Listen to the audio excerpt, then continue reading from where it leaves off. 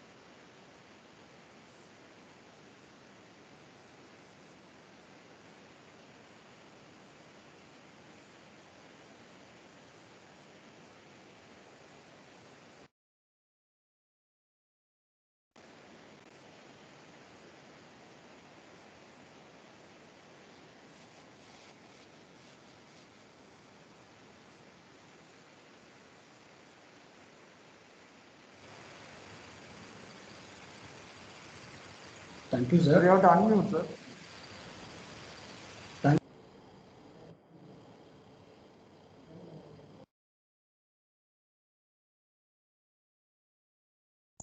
Start. நீராடும் கடலுடுத்த நிலமடந்த கெழிலொழுகும் சீராடும் மதனமென திகழ் பரத கண்டமிதில் தெக்கணமும் அதிசிறந்த திராவிடனல் திருநாடும் தக்க சிறு பிறையுடலும் தரித்தனரும் திலகமுமே அத்திலக வாசனை போல் அனைத்துலகும் இன்பமுற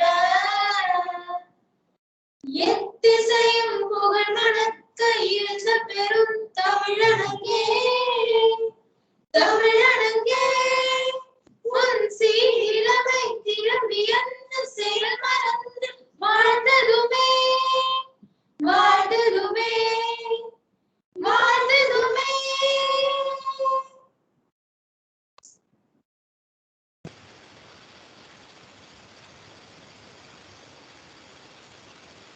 Now, I request our beloved principal, Professor Shashank Chakrabiyo, to deliver the introduction speech.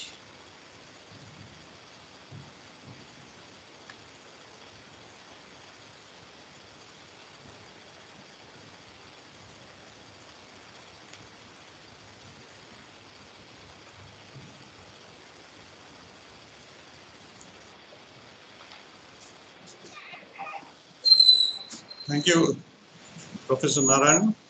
Am I audible? Yes, sir, you are audible. Okay, good morning, everyone. Welcome to the first conference on behalf of EMAC Department of MIDAS. I welcome all the dignitaries and all these participants and faculty and coordinators, conveners to this virtual session. We have started EMAC this session, and in order to give best exposure and encourage the thought process on the topic related to urban design, we have thought of conducting this conference, virtual conference. In this COVID time, it becomes very much relevant to have some thought, some pondering on the important issue like urban design. As such, you know that architects and planners and even designers,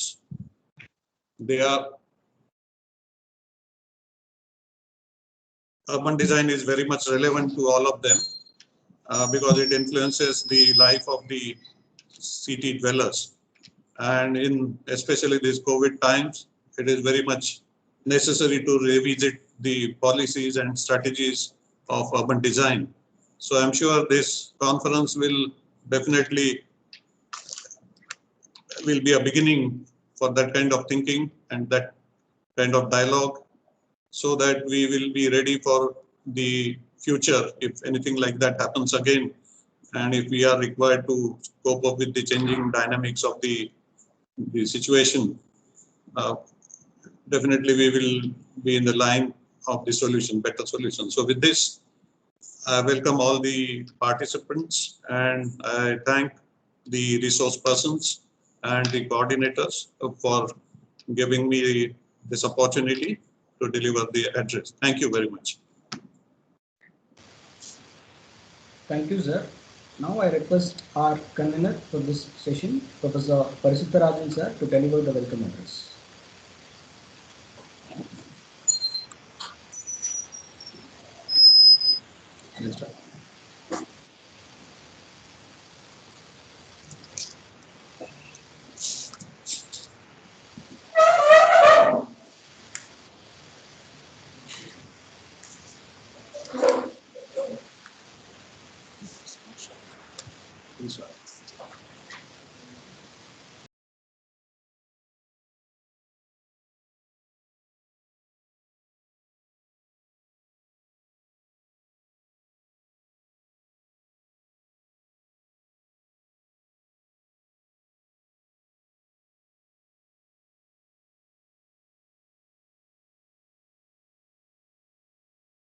Can you hear me? Am I audible? Yes, sir. Yes, sir. Thank you. Very happy morning to one and all, and warm greetings to you all from MIDAS. It's really a special occasion today as we have started our MR General Architecture this year, as rightly Sir has said. At this juncture, as a convener, I'm really pleased to welcome you all to this one-day virtual conference titled Urban Design Strategies,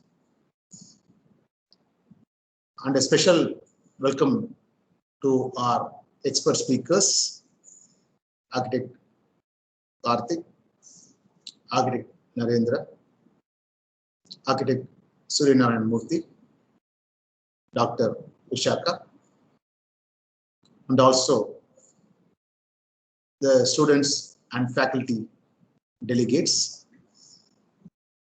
I'm sure this one-day virtual conference is going to pave the way for those understanding of those strategies, which are very important for our interventions in urban realm.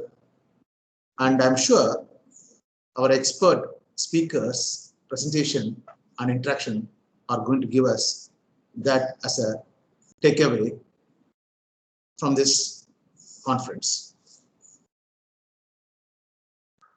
Once again, I welcome you all and happy learning. Thank you. Thank you, sir. Now I request Professor Architect Manju Arjunan to introduce our guest speaker, Karthik Nachiappan. Good morning, one and all. Welcome you for the virtual conference on urban design strategies. I take extreme privilege to introduce Karthik Nachiappan. He is an architect and urbanist, graduated from the Architecture Association, London. His immense pleasure in studying the roots of urban development led him to specialize in housing and urbanism.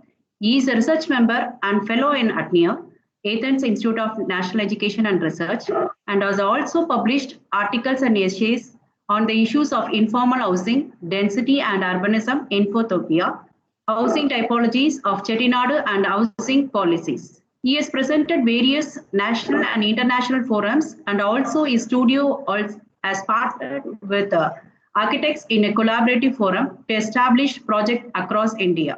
With an inherent interest in architectural travel, Karthik is a globetrotter and has covered almost 50 countries, exploring the social, cultural, historical, archaeological, architectural, and urban patterns. Through his travel, he has experienced working in urban development projects across the globe. Mina Casa Mina Vida, MCMV, is a notable one to mention, where he had worked with the Brazilian government housing program to provide housing for all. The approach and work experience led him to understand the link between housing, economy, and social conditions. He was fortunate to be a part of London Legacy Development Council, LLDC, a unit created by a London City Council to work on the urban regeneration of East London post-Olympics. He is a founding partner of a studio, Archivate Architecture, located in Chennai and Ooty. With 8 years in the field of graduation, he has diversified his knowledge and experience in different routes, exploring architecture, interior, urban design, alternative materials, and corporate social responsibility projects. I welcome architect Karthik Nachiappan to preside the conference for urban design strategies. Thank you.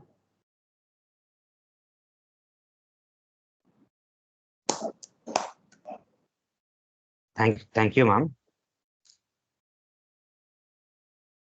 Hope my screen is visible. Yeah. Not a load, sir. You're loading, sir. Yes, the screen is visible. Yes. So thank you. So good morning to one and all present here. So I'm so privileged to be a part of this virtual conference that is being organized by Marg Institute of Design and Architecture, Swarnabhumi today. I would like to thank and also congratulate the Institute, the principal, HOD, the convener, and all other organizing committee members who put their efforts in organizing this virtual conference today. And for today's schedule, so I have kind of prepared to throw some light on the aspects of a basic overview on urban design, some of the determinant factors that led to different urban forms across in an historical perspective and at a much more lighter level. Because understanding urban design, urban forms is like an ocean. So I'm just touching upon a couple of aspects just to throw light on some of the overviews. We all know that starting from time immemorial, so there are a lot of ancient cities and civilizations that have been developed, and designing crucial urban forms have been evident in these times. So I would like to kind of cover up on historical aspects of urban forms corresponding to some of the highlighted ones. So you could see Renaissance and Baroque, and then we skip on to kind of modernism and rationalism, and then some examples of urban design ideas in recent days that have acted as a catalyst for the growth of cities. So these are some of the aspects that we are going to touch upon today. Just to quickly jump into the first aspect. So we would like to compartmentalize this into different determinants of characters. So for your basic understanding, this is, since this is a kind of an introductory session, so I would like to compartmentalize different urban characters and forms that are used in these different times from our perspective. So the first online would be Renaissance and Baroque architecture.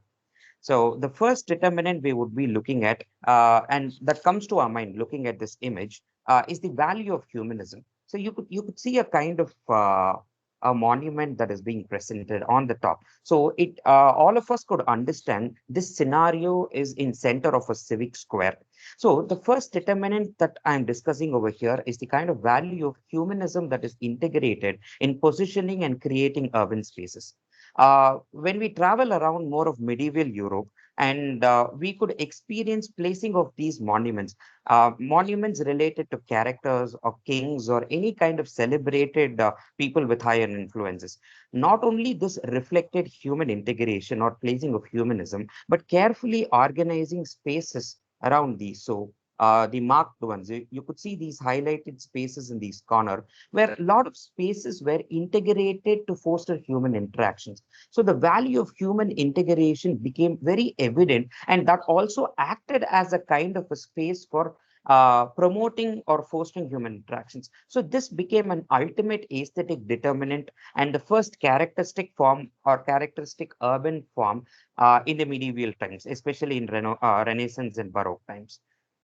The second important determinant factor that I would like to discuss here is agrandismo and enclosement. So as the name suggests, you could see a growth in terms of higher power and influence and a kind of enclosure that is being created as a resultant of placing urban forms. So this kind of architecture or this kind of urban forms evolved as a result considering the political and economic context of the time. As we all know, medieval Europe like France, Italy had a kind of context, autocratic rule context. So organizing these forms in a hierarchical manner, placing it in a kind of evidential open and closed spaces, created beautiful symmetries and also created a lot of spaces that flow from one space to another. So even in this image, you could see a lot of different hierarchical open spaces were placed, and these voids were surprisingly used for public, military, and other usages. So moreover, creating a dominant visual form at the end by creating an urban scenery, you could see a lot of funneling points in and around medieval Europe, where all these funneling points became a place of positioning urban sceneries. So the intersection of these points, and you could see one more lighter example of a civic urban square, the Place du Vendôme, where you could see a group of unifying facade elements all across. So this was also a very important urban determinant form in medieval Europe. So most of these enclosed spaces were used for religious, civic, commercial, and in all other. So it was more of a multi-purpose or a multifunctional entity. So the intersection of the point of, so this is the image that I showed you first, where you could see the intersection point covers an urban scenery and all these roads funnel into one point. So this is just one context or one exemplary context that we are looking at, but there are a lot of such urban sceneries that were dictated by urban forms were created. And you can also see in this image how clearly the repetition of these elements or creation of these unifying facades. So repetition of these architectural elements create a kind of unifying facade, not only in the extent of the square, but also in and across the streets and the nearby and the surrounding neighborhood context.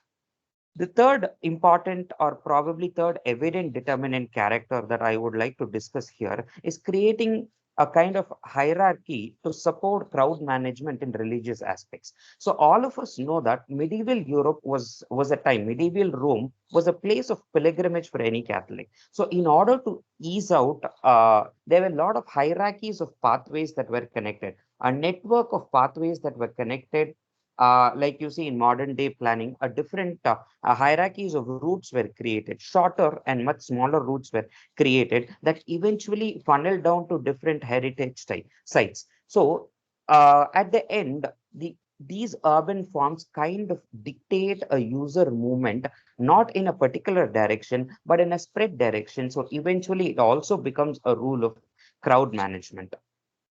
So the climax of these routes, as all of us know, and the most important celebrated example of architecture, the climax of all these routes end in an urban scenery, which works towards in and out in the tools of poignancy. So may it be the street you enter from River Tiber or even into the civic square that is just right sitting in front of the basilica. So everything in and out works together to elevate the sense of divineness or highness into these. So you could see the linear passageway. So this is River Tiber, and you could see the linear passageway that funnels onto these and gets into the basilica. So the linear passageway connecting two ends of the string. So one is the river and one is the basilica. It evokes a sense of, though it is an architectural building, but in an urban setting, it evokes a sense of highness and divinity in each of the user moving across the dictated path. So the at a planometric level, the user is being dictated to move or transfers from one place to another.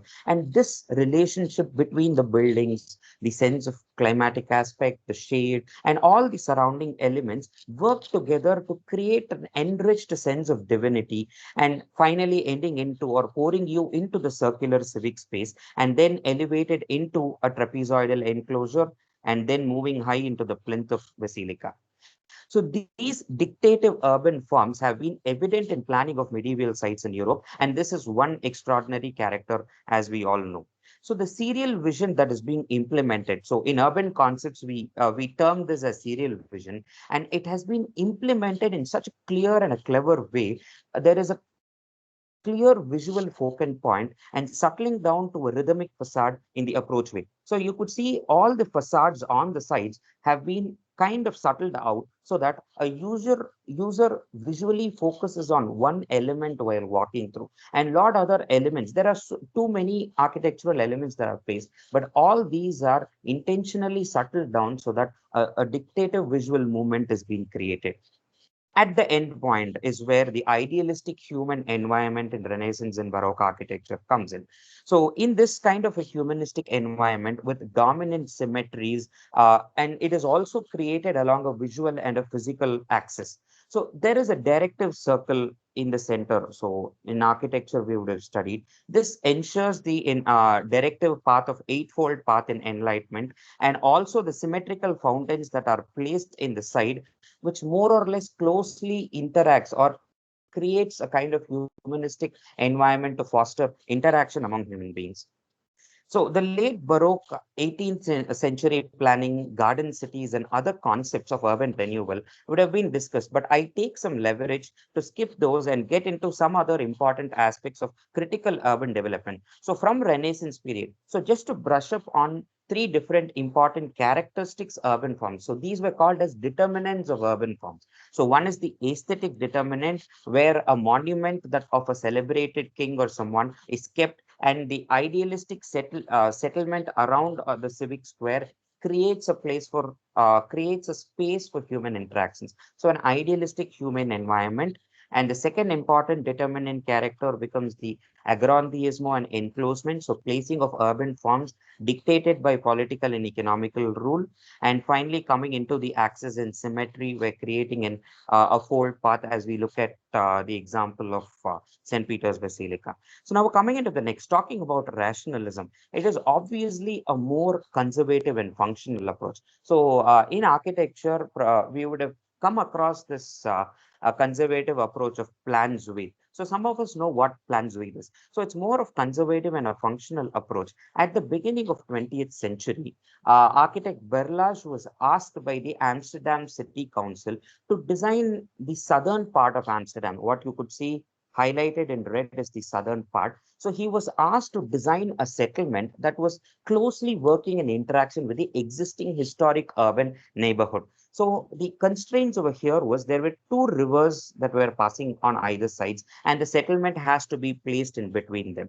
So in 1904, I guess, in the first part of 19th century, architect Berlage created a prestigious and an ambitious vision by creating some narrow winding streets and smaller blocks so that it worked along conjointly with the existing neighborhood. But unfortunately, these plans were expected to be not cost efficient. So then eventually he was asked to revise the plan. So that led to the formation of what we call as Plan Zuid, the southern plan, the extension plan of Amsterdam, which created ultimately larger or longer urban blocks. So he presented the new plan 10 or 15 years later with straight, narrow streets. So as you could see, a kind of a grid embedded, so you could see rivers flowing in. The existing city fabric also has an intertwined city fabric coexisting with the rivers. So the new plan also had to respect the historic urban neighborhood. So, and to make it much more cost efficient, he tried to create longer blocks intersected by several broader axes. So you could see the axis ways that were created in the north, south, and east, west. So on the spot where he had also planned the original hospital eventually led to a social housing concept called as the Daguerreotype. So this is one of the important movements or important aspects to be discussed of evolution of social housing. So we all know that the first part of the 20th century looked at two different world wars, right? So world wars eventually ended up in creating a social crisis, a housing crisis. So the southern plan of Amsterdam, the plans which concentrated on creating the Dawn housing. So the image that you see here is Dawn housing. This is an ideal socialist housing environment that was created in the southern parts of Amsterdam as a part to promote expansion of Amsterdam. So eventually we end up in what we call as Algemeen Uitrecht plan. So this is basically the extension plan, the general expansion plan that was created and led by the Amsterdam city government, which was established in after the First World War, and it was adopted by the council. So here the general adoption and the extension plan created idealistic social housing environments. So this was the time when urban forms were much more dominative, more than skyscrapers, a lot of social housing context, longer blocks, slab blocks. So all these kinds of housing concepts came into existence, considering the financial and economical and housing conditions. The first phase looked into the expansion of city as a whole. So the lot of urban districts and other structural elements were kind of initially designed along with a group of team members, and the group was led by an urban planner, but the team was so multidisciplinary. It included planners, policymakers, urban strategists, lawyers, and a lot of community members. So this was initial phase of the first plan that was drafted, and what you could see in the black is the historic district of Amsterdam, and all the other plans were basically extension of Amsterdam to accommodate future growth. The second phase included design of specific neighborhoods. So now getting into the further aspects of internal detail. So when we look at urban design or urban planning at a larger level, it is always segregated into different facial developments. So first, an overall strategy is laid out. And second, details of specifics are coming into existence. Detail of specific neighborhoods with specific functional requirements and needs are coming to existence. When you look at the advantage, what is the advantage of these kinds of two-stage development? So a two-stage development always enables an interference of new development and ideas that are scientifically driven. So which means that when there is a stage-wise development, a lot of ideas tend to pour in strategically in a facial manner so that anything that was missed could be put on in the second phase.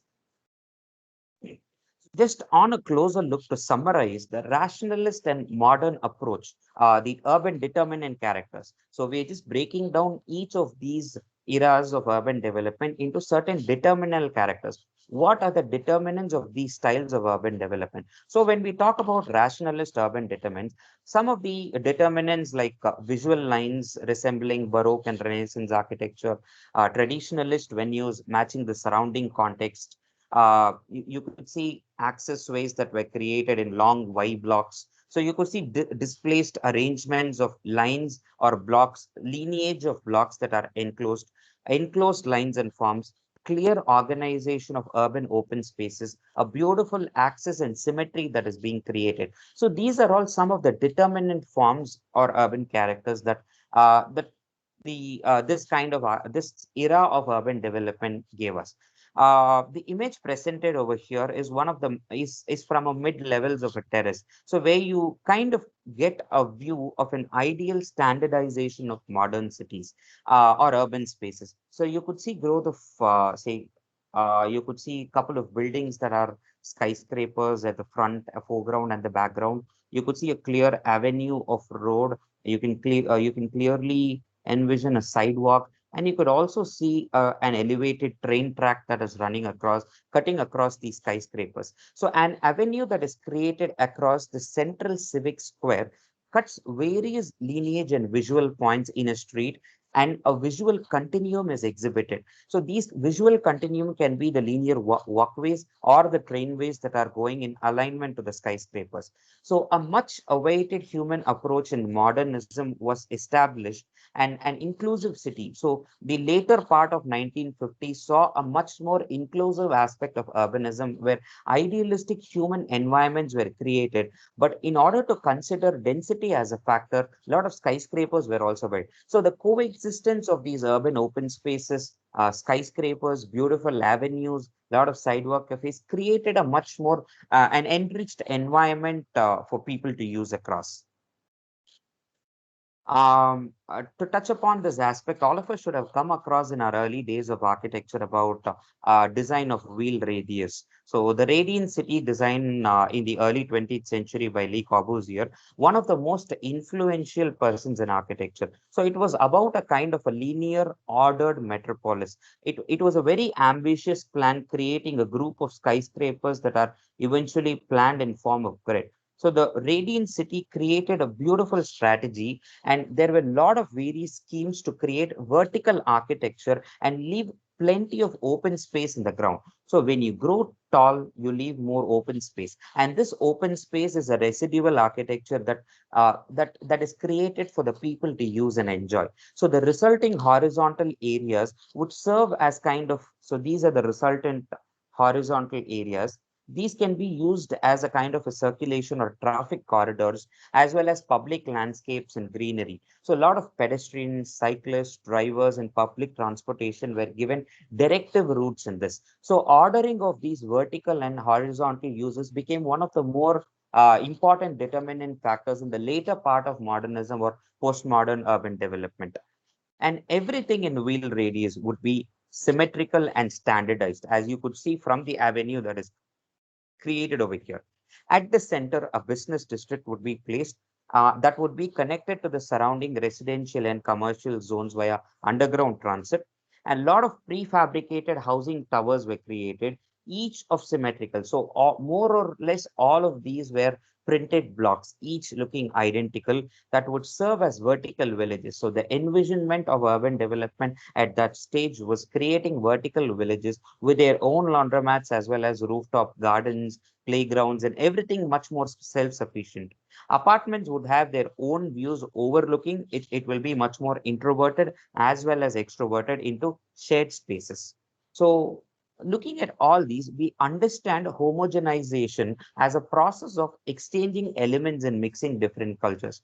And we know that with the advent of industrialization, with the advent of industrialization, a lot of people of different cultures tend to settle in a lot of other countries. So we know there were a lot of possible migrations that were happening in that stage. So modern evolutions and industrialization had led to cross-cultural and social interactions. What we are today are more cosmopolitan. We interact with different cultures. We interact with different kind of people from social backgrounds. So this was being evident 50 years back, and it is in this term, it was taken hand in hand with cultural organizations.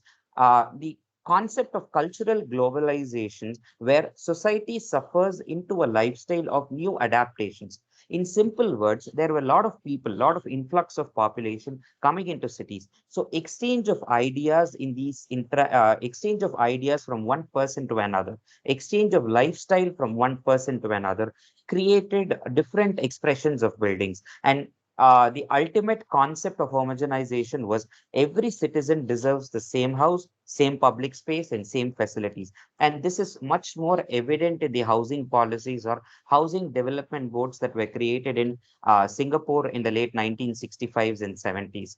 So this Singapore marched towards the era of success after industrialization because of directive urban development by producing good housing development boards. So, and the last determinant factor in these is a good mix of use. So we all should have come across Jane Jacobs telling theories on giving good mix of uses in urban environments. So always a good mix of use and functions, good urban forms creates more viability and success of urban development rather than having repetitive urban forms throughout the lineage of blocks.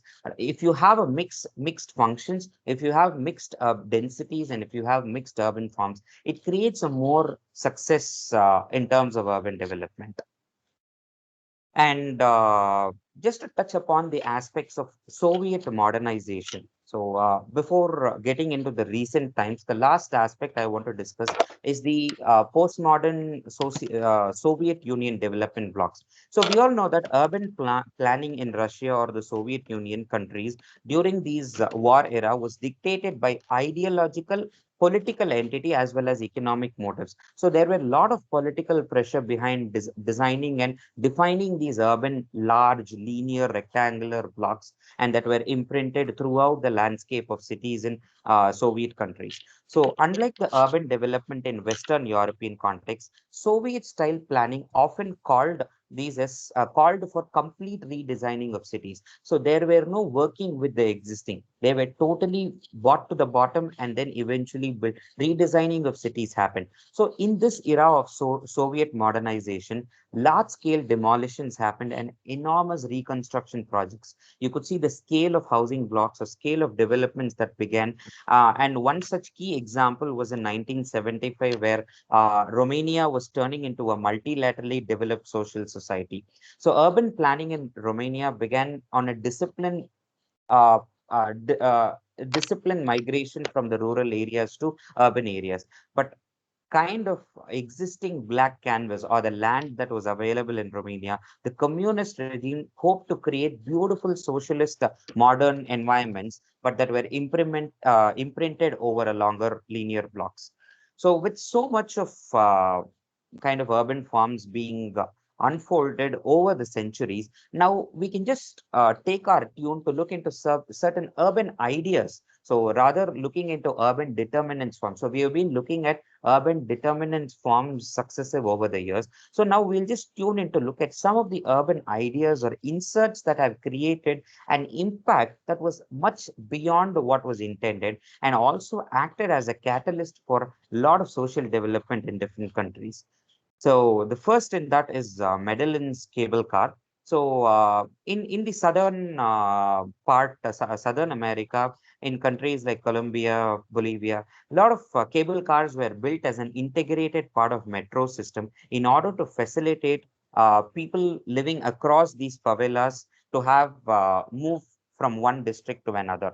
So a lot of, as you could see, the landscape in these, it's more of steep landscape. So traveling from one place to another for work made a lot of difficulty in terms of people inside the favelas. So the city government came up with a beautiful idea of connecting all the different urban fabrics and providing equality to the citizens by inserting a cable car, so that it made the travel time reduce from 1 hour to 5 minutes for every people in every district, so that the steep landscape of the favelas could be easily traversed in much more faster time.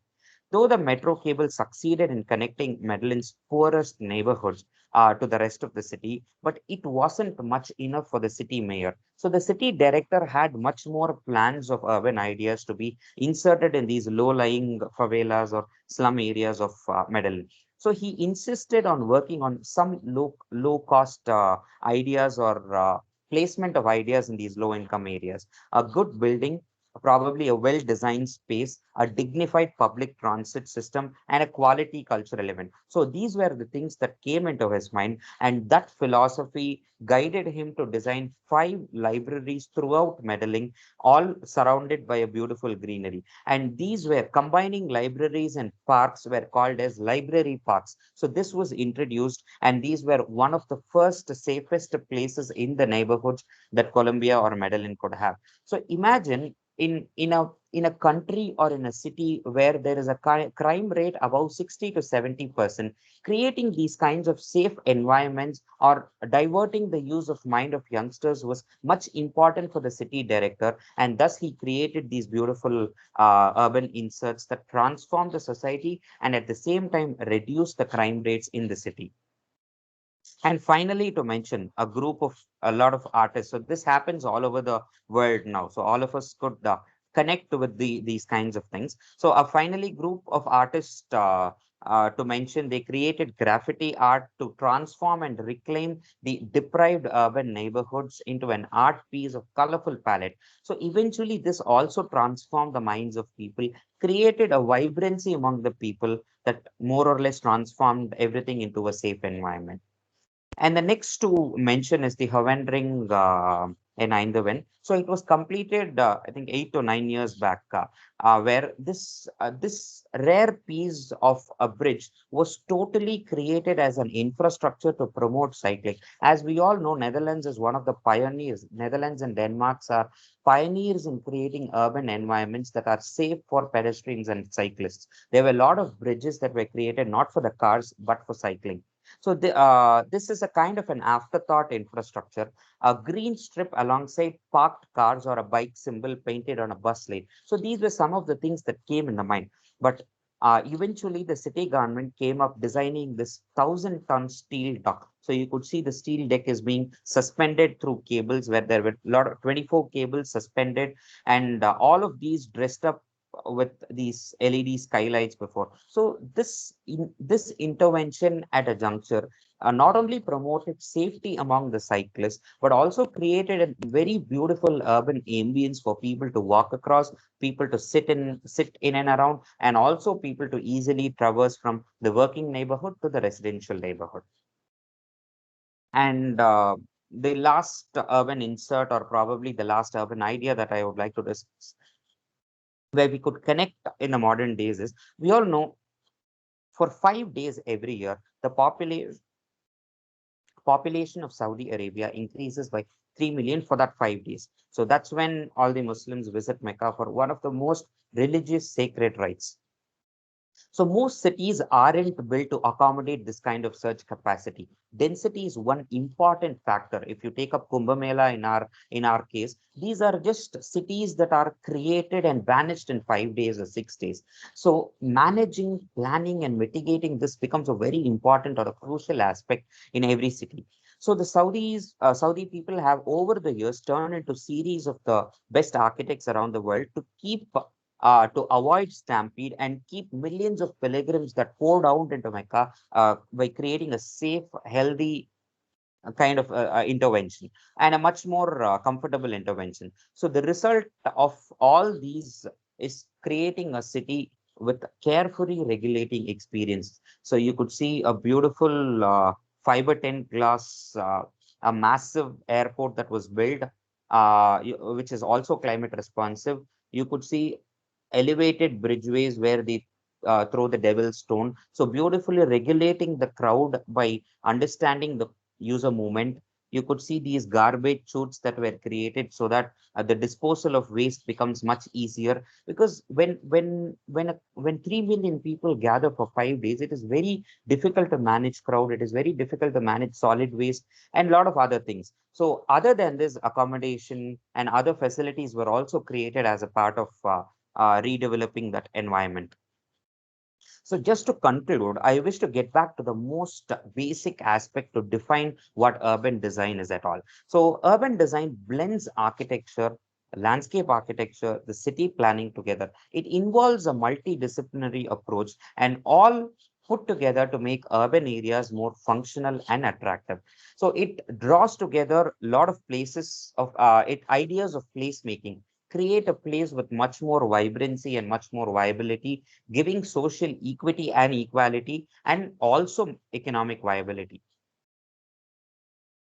So just few of the noteworthy reads, just to start with, on giving basic insights and understanding theories and critical approach towards urbanism include the following books. So I would like to conclude with the last slide by telling you just the basic reads of urban design. So anyone getting into the theories of urban design and urban development have these must read. So one is Kevin Lynch's Image of the City, which talks about the various imageability and creating legible cities by introducing 5 different determinant factors. So like how we saw determinant factors, Kevin Lynch has also created 5 different determinant factors, and also he created a different understanding of human perception and behavior in a city.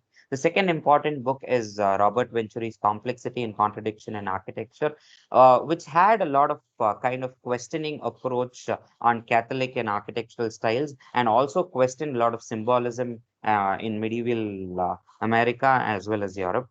And the last important book, probably a difficult read, is Aldo Rossi's Architecture of the City, where each and every strategic element in a city was created as a part by the author as a collective memory. So he's understanding city by its fragments and understanding different urban forms and fragments. So this is a beautiful read for any person to start with urban design on understanding cities as different fragments from one perspective.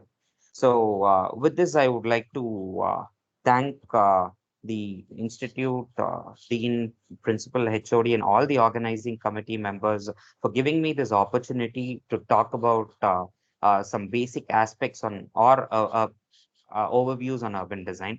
So thank you, and any questions you could just go on. Thanks, Architect Karthik Nachiappan, for giving such an enlightened session. Now it's time to move on to question and answer session. I request all the participants to use the raise your hand option available at the bottom of your screen. I'll call you out the names. At the time, you can unmute yourself to ask a question to the presenter. So participants, any questions, feel free to use the raise your hand button.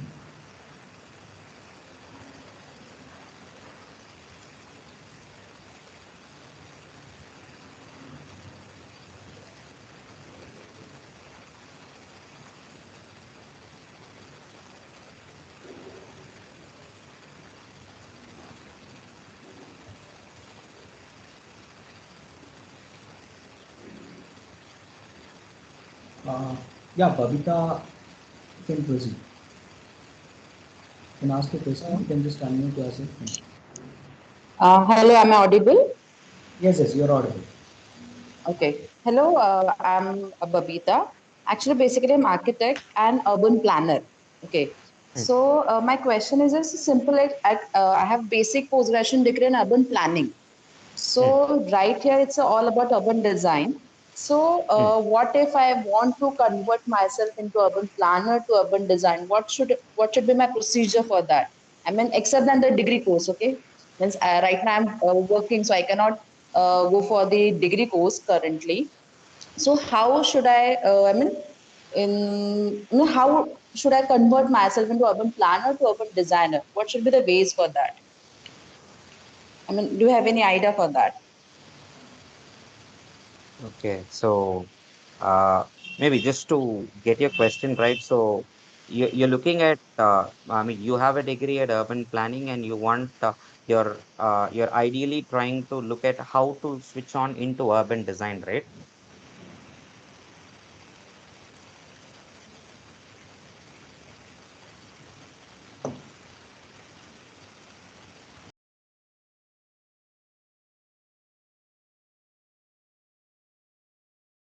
Yes.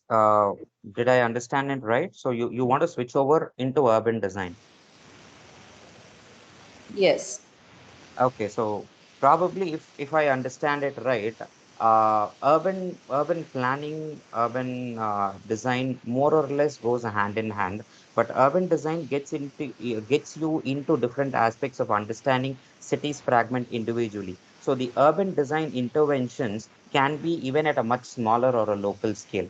So if you want to get into urban design, probably understanding cities problems at a lower level to a larger level will help you get into this. The transition between urban planning and urban design is urban planning is more or less you would understand at a much more policy and a planning level. It's much more on a Yes. longer term. It's much more on a longer Yes. tenure. But Yes. getting Yes. into urban design, you need to get to the ground levels. So it can traverse between both scales. So you just need to Okay. get to the ground level of understanding different urban problems in cities that are happening. And probably the scale of these problems might vary. It can just be a small insert, or it can also vary to designing an infrastructure. But more or less, both are interrelated. Okay, okay. I mean, what we have learned in urban planning, so all this Kevin Lynch, and we have all of we have studied all those things. But Hmm, it may be like we have studied all about the planning development, or maybe in the on the paper level only. So in urban hmm, design, all those paper design, although whatever we have done in paper, we have to convert it into practicality. So it's like when in architecture, when we have the concepts, and how the concepts are converted into design. So it is like this only, or is it something else also? I mean, See, at a much more practical level, since you mentioned Kevin Lynch, I just get an experience of working with the London government, where it was a kind of an urban design project for 200 acres. So redeveloping the area where Olympics happened.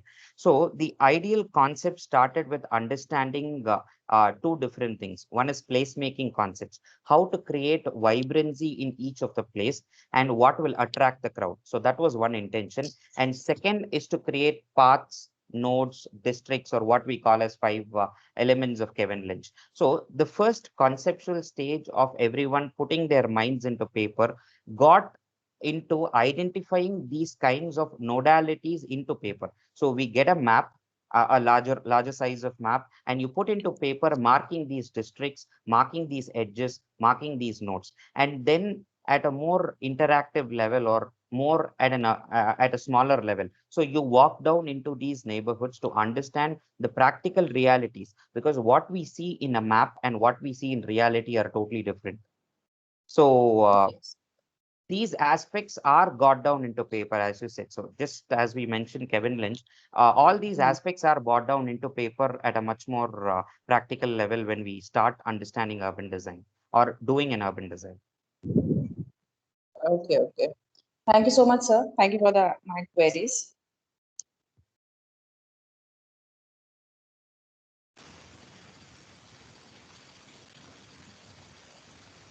Any other questions from participants side? Can use the raise your hand option.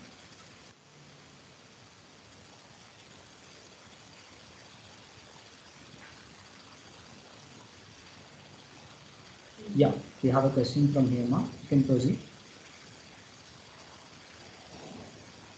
Unmute yourself and you can start asking the question.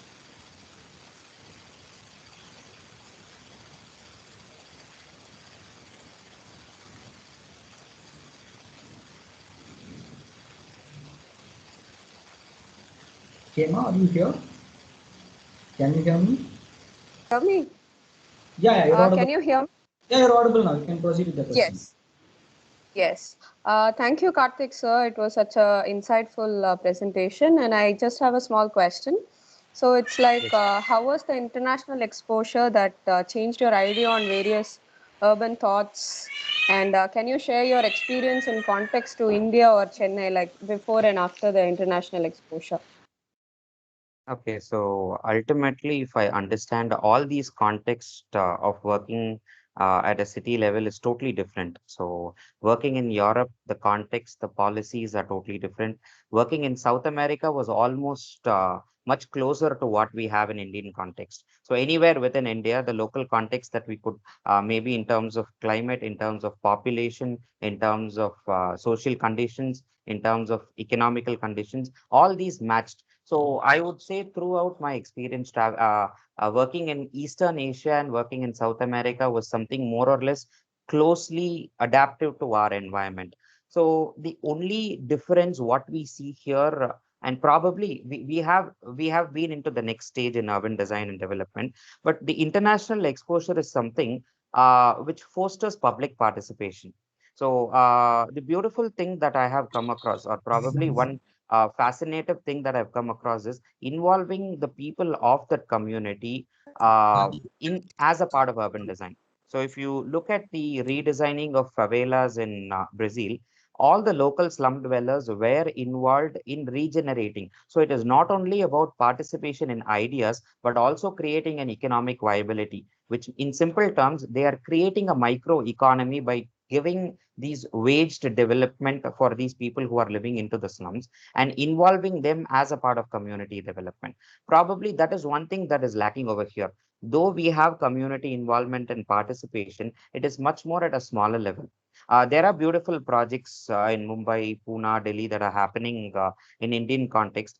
But the community participation is more at a micro level. But probably if we start introducing microeconomy, always the development should go hand in hand with the economic development. So not only uplifting the social and social conditions are important, but also uplifting the economic conditions is much more important. So that is the only aspect that I see a difference in terms of working here and probably working in international countries. Oh, great. Thank you so much, sir. Yeah, any other questions from participants side?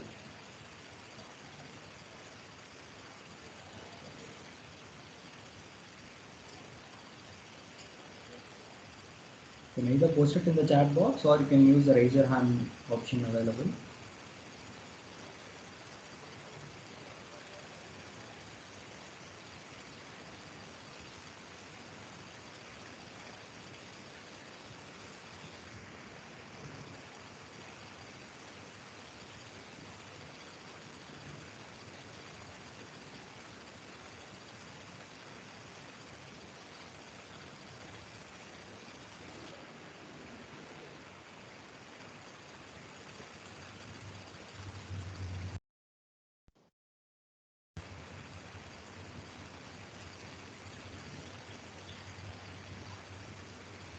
Okay, on behalf of Marg Institute of Design and Architecture, I again thank architect Karthik Nachiappan for giving such an insightful session.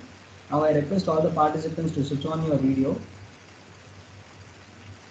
I request all the participants to switch on your video.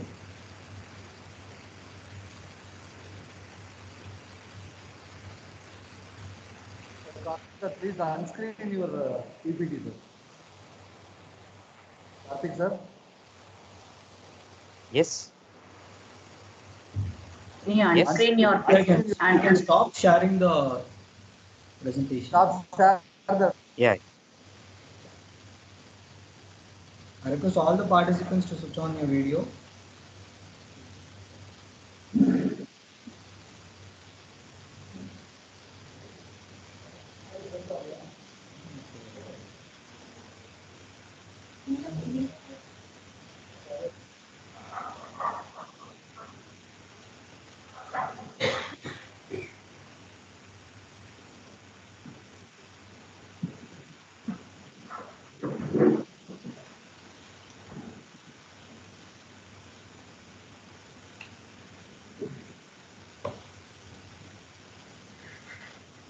Thank you everyone. Now it's time to have a break. We'll have a short break and we'll resume back at 10:50 a.m. So I request all the participants to join back to the same link which is sent to you already by 10:50 a.m.